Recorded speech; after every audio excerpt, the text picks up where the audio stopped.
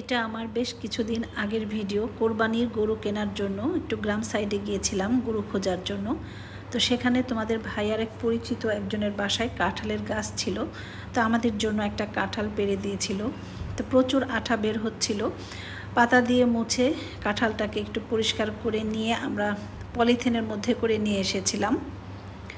কাঁঠালটা কিন্তু বেশ বড় সাইজের ছিল, বাসাতেও অনেক কষ্ট করে কাটতে হয়েছিল।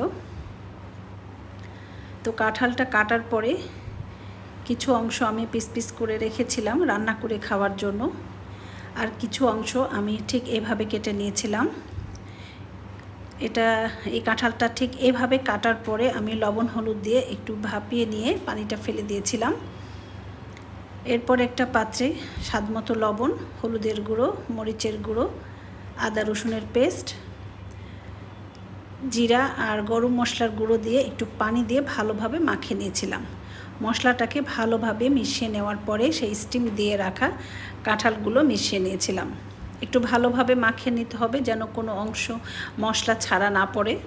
একটু ভালোভাবে সবগুলো মাখিয়ে নিয়ে একটা ফ্রাই প্যানে তেল গরম করে কাঁঠালগুলোকে ভেজে নিয়েছিলাম। একটু ধৈর্য ধরে ভেজে নিতে হবে, এপিট ওপিট করে। একটু জোরে জালে ভাজলে কিন্তু মশলা যেহেতু ওপরে মাখানো আছে পুড়ে যেতে পারে। একটু আস্তে জালে ধৈর্য ধরে ভেজে নিতে হবে। তো সবগুলো কাঁঠাল আমার ভাজা হয়ে গিয়েছে। আমার কাঁঠালের ফ্রাই কিন্তু রেডি। বিকালে চায়ের সাথে, গরম ভাতের সাথে, পোলাওয়ের সাথে দারুণ লাগে খেতে। একবার ট্রাই করে দেখতে পারো।